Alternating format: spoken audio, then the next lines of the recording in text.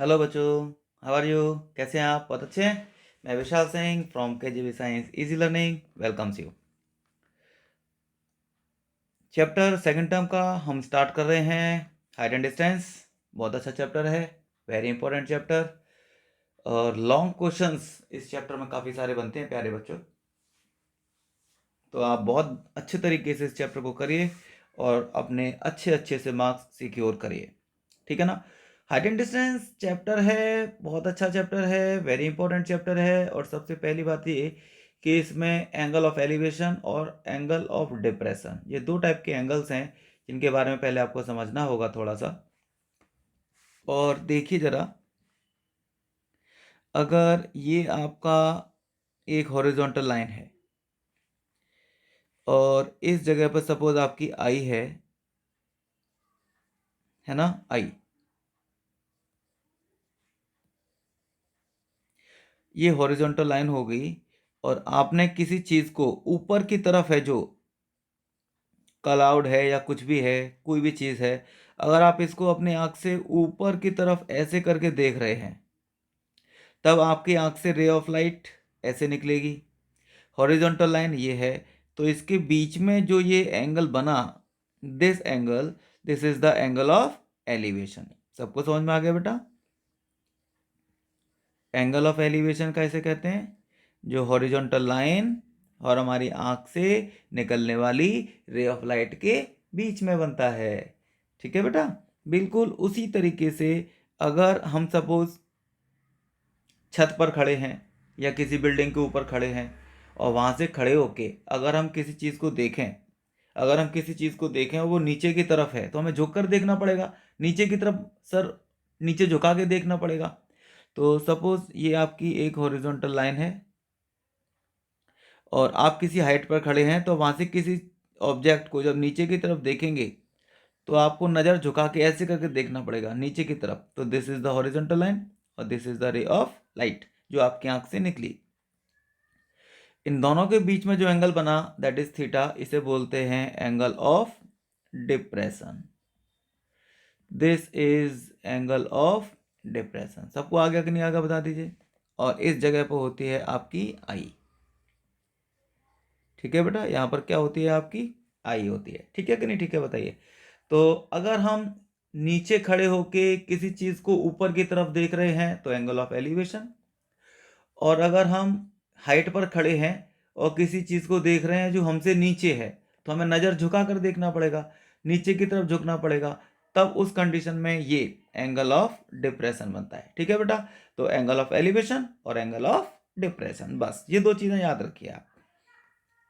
एक ये वैल्यू आप याद रखना, √2 1.414 होता है, एक √3 1.732 होता है। क्वेश्चंस करते टाइम आपके लिए काफ़ी यूजफुल होगा ये, ठीक है बच्चों। अब स्टार्ट करते हैं हम अपने क्वेश्चंस, ठीक है। चलिए, तो पहला क्वेश्चन जो हमारे सामने है वो ये है, from a point 30 metre away from a foot of the tower, from a point 30 metre away from the foot of the tower, किसी टावर के फुट से 30 मीटर अवे का मतलब 30 मीटर दूर, the angle of elevation of the top of the tower is 30 degree. Angle of elevation यानी कि नीचे से ऊपर की तरफ देखना पड़ेगा। किसको देखना पड़ेगा?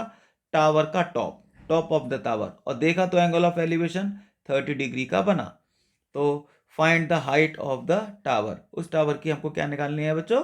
हाइट निकालनी है। तो देखिए, एक रफ फिगर, एक रफ आइडिया, एक रफ चीज हमारे दिमाग में आ जानी चाहिए कि किस टाइप की ये कंडीशन होगी। इसने बोला है कि एक कोई टावर होगा, मान लीजिए ये आपका टावर है, ठीक है ना।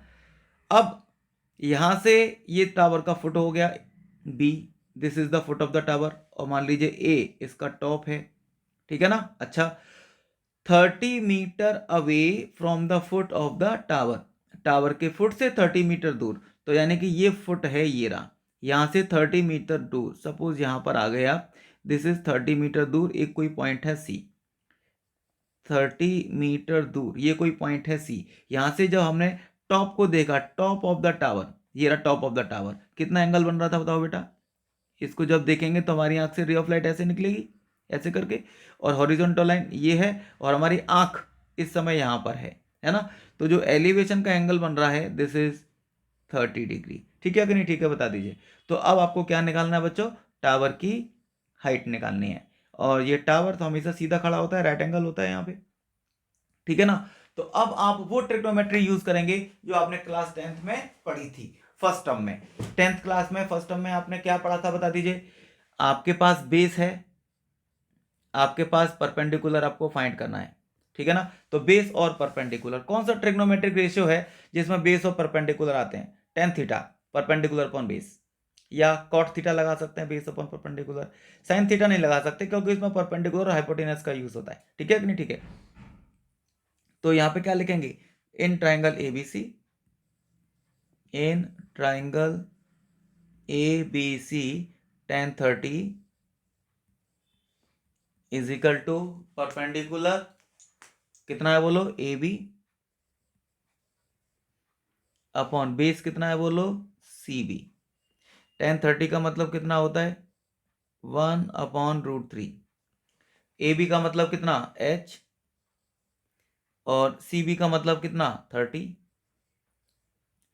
क्रॉस मल्टीप्लाई कर देंगे, √3 h इज इक्वल टू 30, तो h is equal to 30 upon √3। तो इसको लिख सकते हैं कितना, 10 इंटू √3 इंटू √3 30 हो गया, और नीचे √3 ये कैंसिल हो जाएगा, तो 10√3। अगर आप चाहो तो √3 की वैल्यू 1.732 मैंने अभी बोली थी, 17.32 metre. This is the height of the tower, और दिस इज द आंसर। सारे बच्चों को आ गया कि नहीं आ गया बता दीजिए। जल्दी से अपने अपने हैंड रेज जरूर किया करिए कि यस सर मुझे आ गया है और मैं ये क्वेश्चन सीख गया हूँ। सारे बच्चों को, सारे के सारे बच्चों को बहुत अच्छे तरीके से आ रहा होगा। हैंड रेज कर दिया करिए, यस सर मुझे आ गया है। बहुत टफ नहीं है, मैं प्रॉमिस करता हूँ आपसे। बड़ा चैप्टर है, थोड़े लंबे क्वेश्चन इसके होते हैं, बट मैं आपसे प्रॉमिस करता हूँ कि अगर आप ध्यान से सुन रहे हैं पक्का आपको आ जाएगा, पक्का, आई प्रॉमिस यू, रियली। मन से करिए, बट क्वेश्चन को पढ़िए, उसकी ध्यान से सुनिए कि इसमें क्या कंडीशन है, इसने जो बोला है वो कैसी सिचुएशन बन रही होगी, वो देखना होता है आपको बस। देखिए नेक्स्ट वाली सिचुएशन, इसमें लिखा है the find the sun's altitude when the height of the tower is √3 times the length of its shadow. Sun की लाइट कितने एंगल पे आ रही होगी, when height of the tower is, tower की जो हाइट है वो कितनी है, √3 times the length of the shadow. मतलब जो टावर की हाइट है वो शैडो की लेंथ से √3 टाइम्स है, ठीक है ना। तो मान लीजिए ये आपका कोई टावर हो गया, ये आपकी शैडो हो गई। इस टावर की शैडो ऐसी तो बनेगी बेटा, है ना। मान लीजिए टावर की हाइट है कितनी, इसकी शैडो की जो लेंथ है वो मान लीजिए x है ना, x है। तो हाइट कितनी होगी, √3 टाइम्स, यानी कि √3x ही तो होगी, √3x ही तो होगी। अब ये कह रहा है कि सन का एल्टीट्यूड कितना है, यानी कि सन की लाइट कितने एंगल पे आ रही है, यानी कि ये एंगल आपको इसमें से फाइंड करना है, ठीक है कि नहीं, ठीक है बच्चों। तो मान लीजिए ये सन है आपका, है ना। तो ये हो गया A, ये हो गया B, और ये हो गया C। आ गया कि नहीं आ गया, सारे लोगों को आ गया कि नहीं आ गया। तो देखिए फिर दोबारा से tan थीटा, वही tan थीटा लगाना पड़ेगा क्योंकि ये बेस और ये परपेंडिकुलर tan थीटा में यूज होंगे। तो यहाँ पर लिख देंगे tan theta is equal to perpendicular यानी कि AB अपॉन बेस यानी कि BC। तो ये आ जाएगा tan theta is equal to √3x upon BC यानी कि x, कट जाएगा, √3 बचेगा। प्यारे बच्चों सबको बता दीजिए बहुत अच्छे तरीके से आ रहा है कि नहीं आ रहा है, प्लीज़ बच्चों ढंग से बता दीजिए सबको आ रहा है या नहीं आ रहा है, ठीक है कि नहीं, ठीक है। तो यहाँ से थीटा की वैल्यू कितनी होगी बोल दीजिए, 60 डिग्री, 60 डिग्री बोल दीजिए। आगा कि नहीं आ गया सबको, ठीक है। बहुत अच्छा क्वेश्चन, वेरी इंपॉर्टेंट क्वेश्चन, ये लॉन्ग क्वेश्चन नहीं था, 1 नंबर का क्वेश्चन था। ठीक है ना। ओके, चलिए बढ़ते हैं अपने नेक्स्ट क्वेश्चन के लिए। और नेक्स्ट क्वेश्चन ये है हमारे पास, और बिल्कुल सेम इसी टाइप से है ये क्वेश्चन भी। मैं आपके लिए छोड़ रहा हूँ इस क्वेश्चन को, आप खुद करेंगे और देखेंगे कि आपको आ रहा है या नहीं आ रहा है। और प्लीज़ मुझसे पूछ लेंगे, कोई प्रॉब्लम नहीं है। आप कितनी बार भी मुझसे क्वेश्चन पूछ सकते हैं, number of times, no problem. ठीक है ना। जब भी आपको क्वेश्चन नहीं आएगा आप तुरंत मुझे बता देंगे, सर ये मुझे नहीं आया, और ये क्वेश्चन हम क्लास में डिस्कस करेंगे नेक्स्ट टाइम, अगर ये आपको नहीं आया है तो। ठीक है बच्चों। सिमिलर क्वेश्चन इसी टाइप से आपके लिए है। ठीक है, करेंगे, नहीं आएगा तो मुझे बताएंगे।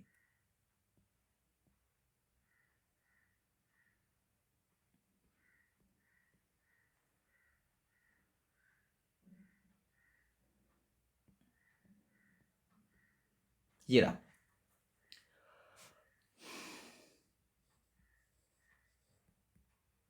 काफी अच्छा क्वेश्चन, काफी अच्छा क्वेश्चन, काफी अच्छा क्वेश्चन। देखेंगे सारे बच्चे। From a point on the ground, मतलब आप ग्राउंड के ऊपर किसी पॉइंट पर खड़े हुए हैं। The angles of elevation of the bottom, यानी कि बॉटम का angle of elevation, and top, top का angle elevation of a water tank, किसी वाटर टैंक के टॉप का और बॉटम का angle of elevation, kept at the top of 20 metre high tower are 45 degree and 60 degree. 20 metre height वाला कोई tower था, उसके ऊपर एक वाटर टैंक रखा था। ठीक है ना।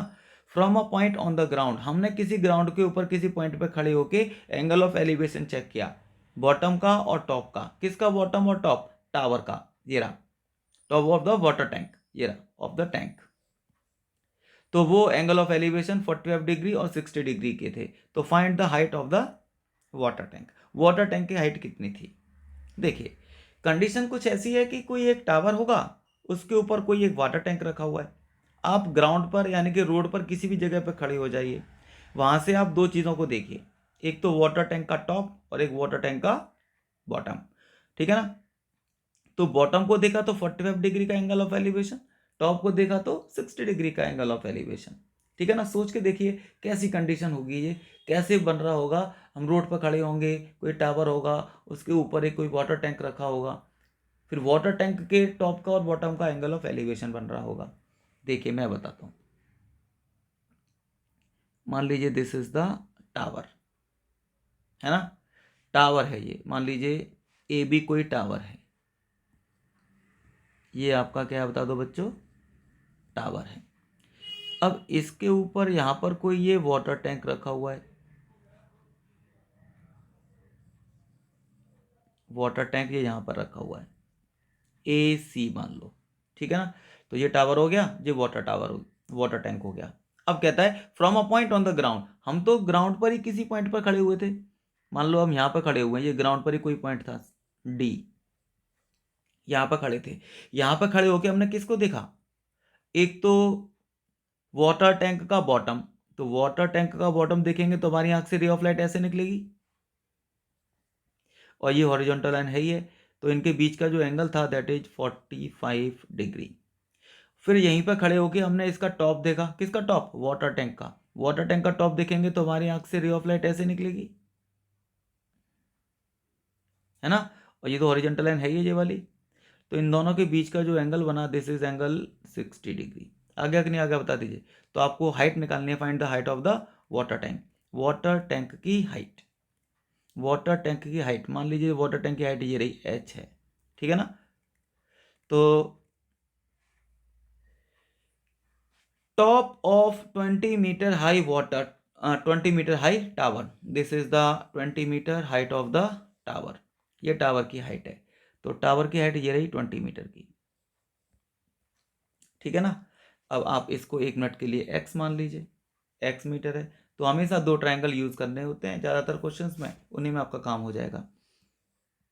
तो देखो बच्चों, in triangle A B D, in triangle A, ये बी और ये डी, सारे बच्चों को आ रहा है कि नहीं आ रहा है? सबको आ रहा है कि नहीं आ रहा है? मुझे पक्का बता दीजिए अंशिका, पक्का बता दीजिए अंशिका बेटा, you are really very good girl, मुझे बहुत अच्छी लगती हैं आप। पक्का आपको आ रहा है कि नहीं आ रहा बता दीजिए। अदिति, आ रहा है कि नहीं आ रहा बता दीजिए। बहुत अच्छे बच्चे हैं और बहुत मेहनत करते हैं। Anshika is really very laborious girl. ठीक है बेटा, तो देखेंगे जरा इस ट्राइंगल को। 1045 इज इक्वल टू परपेंडिकुलर यानी कि ए बी अपॉन बेस यानी कि बी डी, यही तो हो गया। तो 1045 की वैल्यू सब बच्चे जानते हैं 1 होती है।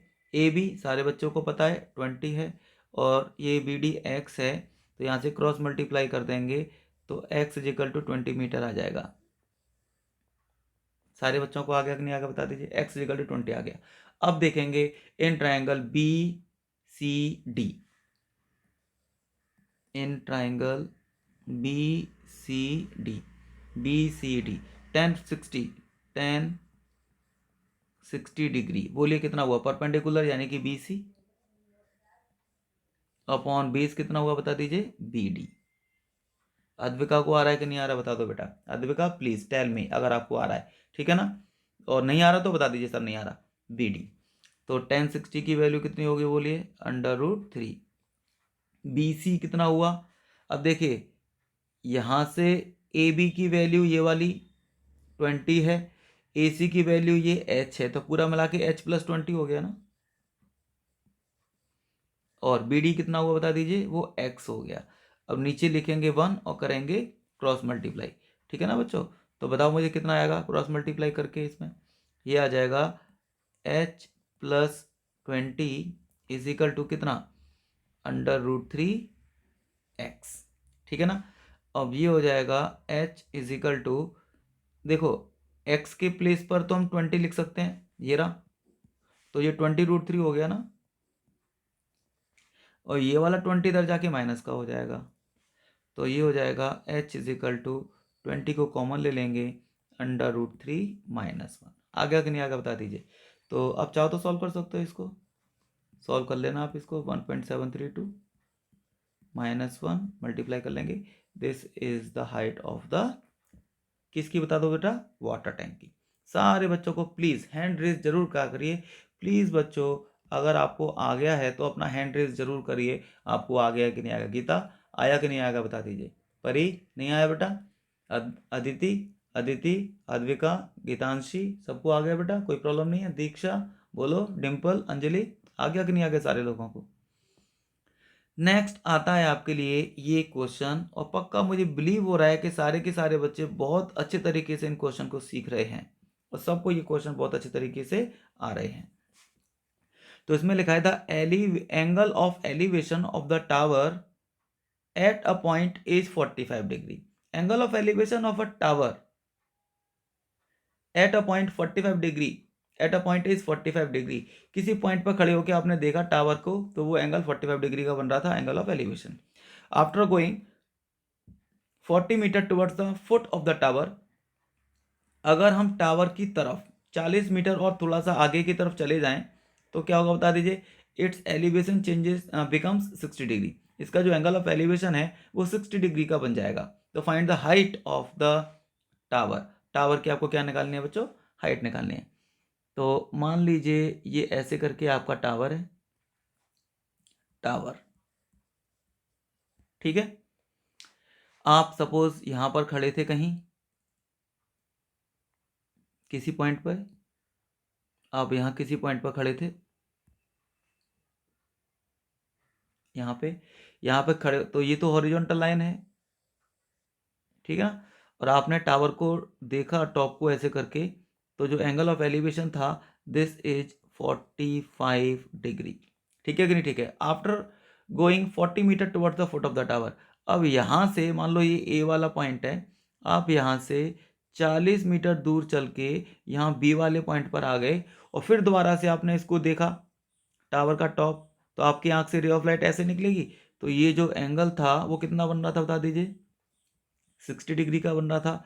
तो find the height of the tower, आपको टावर की हाइट निकालनी है। मान लीजिए 1 मिनट के लीजिए एच है, इसे सी मान लीजिए, इसे डी मान लीजिए, और इसको 1 मिनट के लिए एक्स मान लीजिए। सारे बच्चों को बहुत अच्छे तरीके से आता जा रहा है कि नहीं आता जा रहा है, सारांश को आ रहा है कि नहीं आ रहा है, चौधरी साहब, रोहित, नमन चौधरी सबको आ रहा है कि नहीं आ रहा, पक्का बता दीजिए। कियांश सबको आ रहा है बेटा, चलिए। तो फिर दोबारा से दो राइट एंगल ट्रायंगल यूज करेंगे। देखिए पहले in triangle B C D, BCD, tan 60 is equal to perpendicular upon base, यानी कि ये था DC अपॉन BC, यही तो था बेटा। प्यारे बच्चों प्लीज बोल दिया करिए यार, सबको आ रहा है कि नहीं आ रहा है? पक्का सबको आ रहा होगा, मुझे बिलीव है। सबको आ रहा है कि नहीं आ रहा बता दीजिए। प्रियांक दीक्षित आ रहा है कि नहीं आ रहा बताओ बेटा। सबको आ रहा है बेटा। tan 60 की वैल्यू कितनी हो गई? √3, और DC कितना हुआ? H, और BC कितना हुआ? X। तो इसके नीचे 1 लिख के आप क्रॉस मल्टीप्लाई कर देंगे, तो H is equal to √3x। This is the equation number 1। सारे बच्चों को आ गया कि नहीं आ गया बता दीजिए। फिर दोबारा से दूसरा ट्रायंगल यूज करेंगे, इन ट्रायंगल ACD। देखिए tan 45 is equal to perpendicular यानी कि DC अपॉन बेस यानी कि AC। आ गया कि नहीं आ गया सबको? तो देखिए जरा DC कितना था बेटा? H था। tan 45 तो 1 हो गया। DC का मतलब कितना हुआ? H, और AC का मतलब कितना हुआ? AC यहाँ से लेके यहाँ तक, तो 40J और XJ ऐड कर देंगे, 40 + X हो जाएगा। हो गया कि नहीं हो गया? क्रॉस मल्टीप्लाई कर दिया, H is equal to 40 + X। ठीक है कि नहीं ठीक है? ठीक है कि नहीं ठीक है? तो अब ये कितना आ जाएगा बोलो? H is equal to 40, H की वैल्यू पुट कर दो चाहो तो आप, H के प्लेस पर ये वैल्यू पुट कर दो, √3x, √3x is equal to 40 + x। ठीक है ना? तो x को उठा के इधर भेज दो, तो √3x minus x is equal to 40 होगा। x को कॉमन ले लेंगे, √3 - 1 40 होगा। ठीक है कि नहीं ठीक है बच्चों? तो अब ये क्या बचा हमारे पास? x is equal to 40 upon √3 - 1, x is equal to 40 upon √3 - 1। अब इसको सॉल्व कर लीजिए आप, √3 + 1 का ऊपर नीचे मल्टीप्लाई कर दीजिए, ये हो जाएगा 40 और ये हो जाएगा √3 + 1, a - b a + b, a² - b² वाला फॉर्मूला आएंगे तो √3 2 बचेगा। ये 2 हो गया कि नहीं हो गया? 2 का काट देंगे इसको, 20 टाइम्स कट जाएगा, तो x इज इक्वल टू आ जाएगा मेरे पास 20, और ये √3 और ये प्लस का 1। आ गया कि नहीं आ गया? लेकिन टावर की हाइट निकालनी है, हाइट ऑफ द टावर वो ये रही, यही तो टावर की हाइट है। h इज इक्वल टू कितना था बोलो? √3x। तो √3x का मतलब कितना? 20, और √3 + 1, तो 20 तो हमारे पास है, ये √3 का इसका अंदर मल्टीप्लाई कर दो, कितना होगा? √3 × √3 3, √3 बन जा √3। अब चाहो तो इसको पॉइंट्स में निकालना चाहते हैं आप तो निकाल सकते हैं। कैसे? 3 + √3 की वैल्यू 1.732, सॉल्व कर लेना। This is the answer, height of the tower. किस किस बच्चे को बहुत अच्छे से आ गई है? गोला जी, गोला जी, गोला जी, प्लीज बेटा हैंड रेस करिए, आपको आ गया है कि नहीं आ गया है? ठीक है कि नहीं ठीक है बता दीजिए। नेक्स्ट क्वेश्चन अगेन ये है आपके पास, सारे बच्चे प्यार से देखेंगे इसको बहुत अच्छे तरीके से, काफी अच्छा क्वेश्चन है ये वाला भी। ठीक है बेटा, देखिए, a person standing on the bank of the river, किसी नदी के किनारे कोई एक इंसान खड़ा हुआ है। ऑब्जर्व्स, उसने एक चीज ऑब्जर्व करी। क्या ऑब्जर्व करी बताओ? That the angle of elevation of the top of tree standing on the opposite bank is 60। नदी के दूसरे किनारे पर एक ट्री खड़ा है और उसका एंगल ऑफ एलिवेशन जब टॉप का हमने चेक किया तो वो 60 डिग्री का बन रहा था। ठीक है कि नहीं ठीक है? तो when he moves 40 metre away from the bank, अगर वो नदी के किनारे जहां खड़ा था वहां से 40 मीटर अवे का मतलब दूर चला जाए, पीछे चला जाए, ही फाइंड्स, उसने चेक किया, the angle of elevation to be 30 degree. अब वो एलिवेशन जो 60 डिग्री का बन रहा था पहले, अब भैया वो तो 30 डिग्री का रह गया है, 30 का रह गया है। तो find the height of the tree, height of the tree and the width of the river, और नदी की चौड़ाई भी हमको निकालनी है। तो कैसे कंडीशन है? बहुत सीधी सी बात है, ऐसा समझ में आ रहा है मुझे तो भाइयों कि कोई नदी होगी, उसके एक किनारे पर कोई पेड़ लगा हुआ है और एक किनारे पर कोई एक इंसान खड़ा हुआ है। उस इंसान ने टॉप ऑफ द ट्री को देखा तो एंगल ऑफ एलिवेशन 60 डिग्री का था। अब 40 मीटर अगर वो पीछे की तरफ चला जाएगा अपने किनारे से तो एंगल ऑफ एलिवेशन फिर 30 डिग्री का बनेगा। अब आपको ये पता लगाना है कि वो पेड़ कितना ऊंचा है और नदी की चौड़ाई कितनी है। मान लीजिए दिस इज द नदी, ये रिवर है आपकी। एक किनारे पर तो ये पेड़ खड़ा हुआ है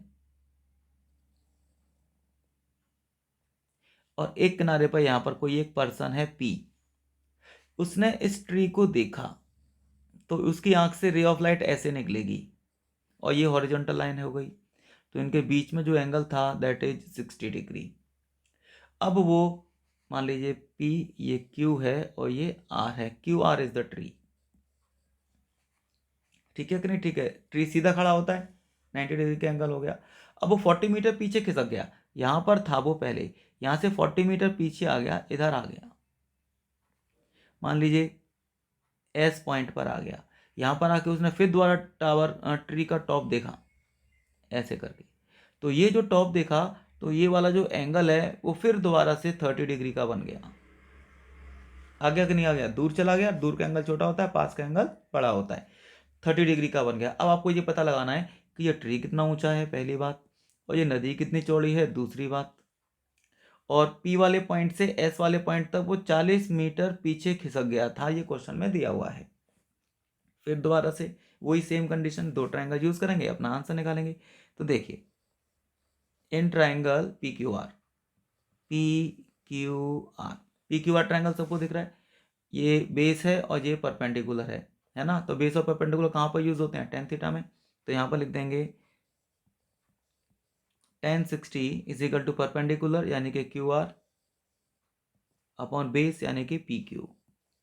tan 60 की वैल्यू कितनी होगी बोल दीजिए, √3। इसके नीचे अपने आप से 1 लिख सकते हैं, कोई प्रॉब्लम नहीं है। क्यू आर की वैल्यू कितनी थी बोल दो बेटा, वो h थी, और नीचे कितना था बेस, वो x था। क्रॉस मल्टीप्लाई कर देंगे तो h is equal to √3x। सबको आ गया है कि नहीं आ गया बता दीजिए बहुत अच्छे तरीके से। ठीक है बच्चों, फिर दोबारा से एक दूसरा ट्रायंगल यूज करेंगे, और दूसरे वाले ट्रायंगल का नाम क्या है बता दो बच्चों मुझे। In triangle SQR, SQR। सबको आ रहा है कि नहीं आ रहा बता दीजिए, सबको आ रहा है कि नहीं आ रहा बता दीजिए। नैन्सी, नैन्सी आया बेटा?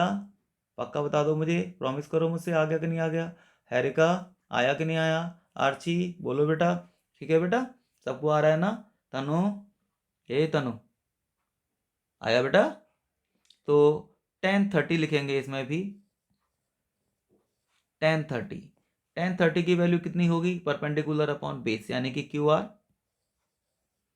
अपॉन बेस यानी कि एस क्यू। आ गया कि नहीं आ गया? तो tan 30 का मतलब 1/√3, क्यू आर का मतलब हो गया h, एस क्यू का मतलब हो गया 40 प्लस x, क्योंकि एस क्यू तो यहाँ से लेके यहाँ तक ये पूरा है ना, तो ये 40 और ये x मिला के ही तो होगा, है ना?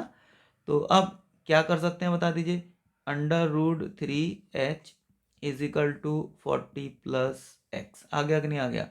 अब यहाँ पर वापस आप वैल्यू पुट कर दो बेटा, √3h के प्लेस पर लिख देंगे √3x, और ये कितना बन गया बोलिए, 40 प्लस x। तो ये कितना हो जाएगा 3x, इस x को इधर भेज दो तो माइनस का x is equal to 40, 2x is equal to 40।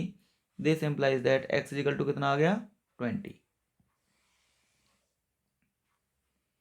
x is equal to कितना आ गया बता दो बेटा 20 metre. x is equal to 20 metre आ गया, यानी कि width of river, this is width of river, ये निकल के आ गई।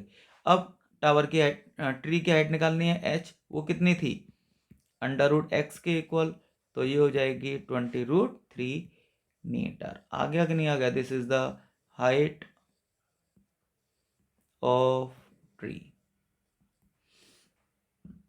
आ गया कि नहीं आ गया बच्चों? प्लीज बच्चों हाथ उठा दिया करिए, बहुत अच्छे तरीके से बता दीजिए मुझे प्लीज किस किस को आ गया है। तनु को आया है कि नहीं आया मुझे बता दीजिए जल्दी से। अंशिका, अंशिका, बहुत अच्छी बच्ची है। प्लीज बता दीजिए बेटा आपको आ गया कि नहीं आ गया। ठीक है, चलिए नेक्स्ट क्वेश्चन ये है हमारे पास, और ये आपके लिए होमवर्क में है। पक्का ये क्वेश्चन सारे बच्चों को आता है, मुझे बिलीव है आप सारे बच्चे इस क्वेश्चन को कर सकते हैं। कर सकते हैं कि नहीं कर सकते हैं? किस किस को कॉन्फिडेंस आ रहा है कर सकते हैं? हाथ ऊपर करिए जिस जिसको ये क्वेश्चन आता है, हाथ ऊपर कर दीजिए किस किस बच्चे को ये क्वेश्चन आता है।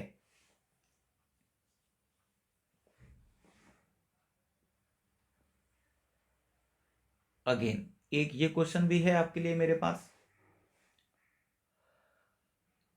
बिल्कुल उसी टाइप से जैसे हमने भी क्वेश्चन किया था, है ना? तो आता होगा सारे बच्चों को, हैंड रेस कर दीजिए किस किस बच्चे को आ रहा है ये। अंजलि आ रहा है कि नहीं आ रहा है?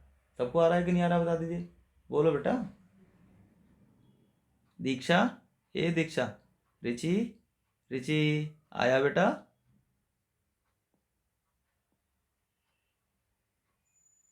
नेक्स्ट ये क्वेश्चन तो विवेक माहौर के लिए है, विवेक और जतिन, विवेक और जतिन इन क्वेश्चंस को करेंगे। ठीक है, समीर भाई प्लीज ध्यान से देखिए बोर्ड इन क्वेश्चंस को। समीर भाई बहुत अच्छा क्वेश्चन है ये आपके लिए। ठीक है, इसमें लिखा है 7 metre long flag staff is fixed at the top of a tower on the horizontal plane. Top of the tower, tower के टॉप के ऊपर हमने फिक्स कर दिया, किसको फिक्स कर दिया? फ्लैग स्टाफ को। आ गया कि नहीं आ गया? टावर जैसे कि अभी आपने पहला क्वेश्चन किया था, एक कोई बिल्डिंग थी, बिल्डिंग के ऊपर एक वाटर टैंक रखा था, बिल्कुल उसी टाइप से सेम कंडीशन इसमें अप्लाई करनी पड़ेगी कि एक कोई टावर है और टावर के ऊपर क्या लगा हुआ है? Flag staff. तो मान लीजिए दिस इज द टावर,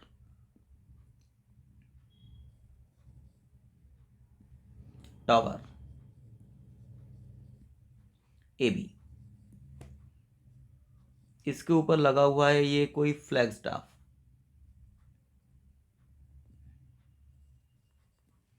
ये है हमारा फ्लैग स्टाफ। ठीक है बेटा, मान लीजिए A C, this is the flag staff. ठीक है ना? अब इसके आगे क्या करना है हमें? From a point on the ground, ground पर किसी पॉइंट पर आपको खड़ा होना है। ठीक है कि नहीं? ठीक है, मान लीजिए आप ग्राउंड पर किसी पॉइंट पर यहां पर खड़े हुए हैं, मान लीजिए डी पॉइंट पर खड़े हुए हैं, तो this is the horizontal line, है ना? ग्राउंड पर खड़े हुए हैं, तो यहां पर क्या हो रहा था? Elevation of the top and bottom, top का एलिवेशन और बॉटम का एलिवेशन। किसका टॉप और बॉटम? फ्लैग स्टाफ का। तो फ्लैग स्टाफ कौन सा भैया? ये वाला फ्लैग स्टाफ है। इसके टॉप का एलिवेशन यानी कि ऐसे कितना बन रहा था ये? 45। इसका बॉटम यानी कि ये, इसका एलिवेशन यानी कि ऐसे कितना बन रहा था ये? यानी कि 30 डिग्री। आ गया कि नहीं आ गया? तो find the height of the tower, आपको टावर की हाइट निकालनी है। आ गया कि नहीं आ गया? क्या निकालना है बता दीजिए? टावर की हाइट यानी कि ये h निकालना है। This is the height of tower. मान लीजिए ये आपका क्या है बता दो? x है। ये 7 metre long flag staff, flag staff की लेंथ आपके पास है 7 मीटर, दिस इज 7 मीटर। ठीक है कि नहीं? ठीक है, फिर दोबारा से सेम कंडीशन अप्लाई करेंगे इसके साथ भी, फिर दोबारा से सेम कंडीशन अप्लाई करेंगे इसके साथ भी। आ गया कि नहीं आ गया बता दीजिए? तो सेम कंडीशन के साथ जब हम अप्लाई करेंगे तो कैसे करेंगे देखिए। In triangle A B D, A B D triangle को देखिए, 1060 sorry 1030 is equal to perpendicular यानी कि एच यानी कि ए बी लिखिए, बेस यानी कि बी डी, यही तो हुआ बेटा, यही तो हो गया। तो 1030 की वैल्यू कितनी है? 1/√3 है। ए बी कितना है? एच है। बी डी कितना है? वो एक्स है। क्रॉस मल्टीप्लाई कर देंगे तो x इज इक्वल टू हो जाएगा √3h। This is equation number 1। आ गया कि नहीं आ गया सबको बता दीजिए। ठीक है बेटा, अब आगे आ जाइए, दूसरा वाला ट्रायंगल यूज करिए। कौन सा वाला ट्रायंगल यूज करेंगे प्यारे बच्चों? इसका नाम बता दीजिए, B D C, B D C. In triangle B D और सी, इसमें कौन सा एंगल बन रहा है? 45 डिग्री का। तो यहां पर लिखेंगे tan 45 is equal to perpendicular यानी कि BC अपॉन बेस यानी कि BD। tan 45 कितना हुआ 1, BC कितना हुआ, ये रहा BC, यहाँ से लेके यहाँ तक ये पूरा BC है ना, तो H और 7 दोनों को मिला के ही तो होगा, और BD कितना है X, क्रॉस मल्टीप्लाई कर देंगे, X is equal to H plus 7। आ गया कि नहीं आ गया सारे लोगों को, सारे बच्चों को पक्का आ रहा है कि नहीं आ रहा है बता दीजिए। अब आप x की वैल्यू पुट कर दीजिए यहाँ पर, x की वैल्यू कितनी है, ये रही √3h, √3h is equal to h plus 7। इस h को उठा के इधर भेज दो, माइनस का हो जाएगा, √3h minus h is equal to 7, h को कॉमन ले लेंगे, √3 माइनस 1 इज इक्वल टू 7, तो h हो जाएगा 7 अपॉन √3 माइनस 1। चाहो तो आप इसे रेशनलाइज कर लो, √3 प्लस 1 का ऊपर नीचे क्या कर दो बेटा, मल्टीप्लाई, तो h इज इक्वल टू हो जाएगा 7 √3 प्लस 1, और नीचे हो जाएगा a plus B A minus B A square minus B square, तो ये हो जाएगा 7 अपॉन 2 और √3 plus 1 metre. This is the height of tower.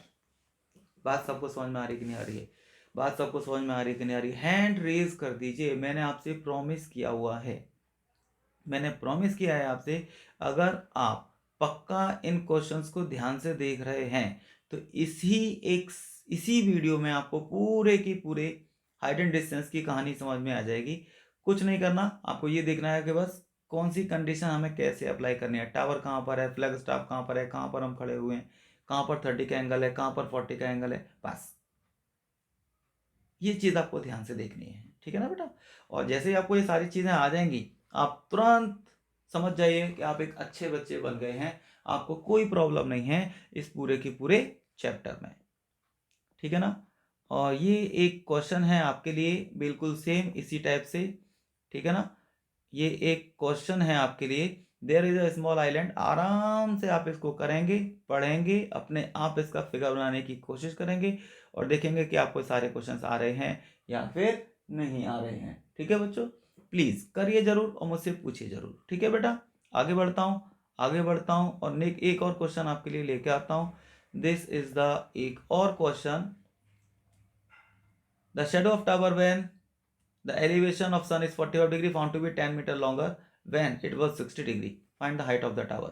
इसके लिए मैं आपको फिगर बना के दे दूं, हेल्प कर दूं आपकी, चाहते हैं आप, कौन कौन चाहता है चलिए ये बता दीजिए, कौन कौन बच्चा चाहता है कि सर इसका फिगर बना के दे दो, सॉल्व तो हम ऐसे अपने आप कर लेंगे, और कौन कौन चाहता है कि नहीं सर फिगर की भी जरूरत नहीं है, कर लेंगे, देख लेंगे, हमें आ जाएगा, ठीक है कि नहीं, ठीक है, आ तो जाएगा, चलो दे देता हूँ आपको फिगर, ठीक है ना। मान लीजिए ये आपका सन है ना, ये सन हो गया आपका सन, और ये कोई टावर हो गया, है ना। सन की लाइट, जब सन आपके ऊपर था 45 डिग्री के एंगल पे जब लाइट आ रही थी, है ना, तब ये शेडो थी इसकी, ये जो टावर होगा, टावर, तो उसकी शेडो ये x थी, टावर की हाइट h, है ना। और लेकिन जब x शेडो बन रही थी तब ये एंगल कितना था बता दो बेटा, 45 डिग्री का था, और सन थोड़ा सा पीछे चला गया इधर की तरफ, तो पीछे से लाइट आ गई इधर से जब लाइट आएगी तो थोड़ी दूर से आएगी ऐसे करके, है ना, तो शेडो की लंबी लेंथ लंबी हो जाएगी। इतनी शेडो तो हमारी पहले से ही थी, अब थोड़ी सी और ज़्यादा लंबी हो गई, कितनी लंबी हो गई है, यहाँ से लेके यहाँ तक, ये इतनी ज़्यादा लंबी हो गई है, कितनी ज़्यादा लंबी है ये 10 मीटर ज़्यादा लंबी हो गई है पहले से, ठीक है ना। और इस कंडीशन में जो एंगल बन रहा है वो कितना बन रहा है, सॉरी मैंने ये एंगल बाय मिस्टेक गलत लिख दिया है बेटा, ये 60 डिग्री का एंगल है, थोड़ी दूर आके यहाँ पर ये वाला जो एंगल था दैट इज 45 डिग्री, ठीक है ना। तो ए, ये बी, ये सी और ये डी, आ गया कि नहीं आ गया, अब यहाँ से आ गया, आप निकाल देंगे टावर की हाइट, निकाल देंगे नहीं निकाल देंगे बता दीजिए, निकाल देंगे नहीं निकाल देंगे बता दीजिए।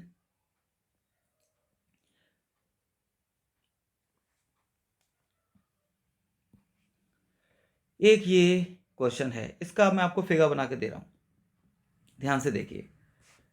A boy standing on a horizontal plane finds a bird flying at a distance of 100 meter from him at an elevation of 30 degree.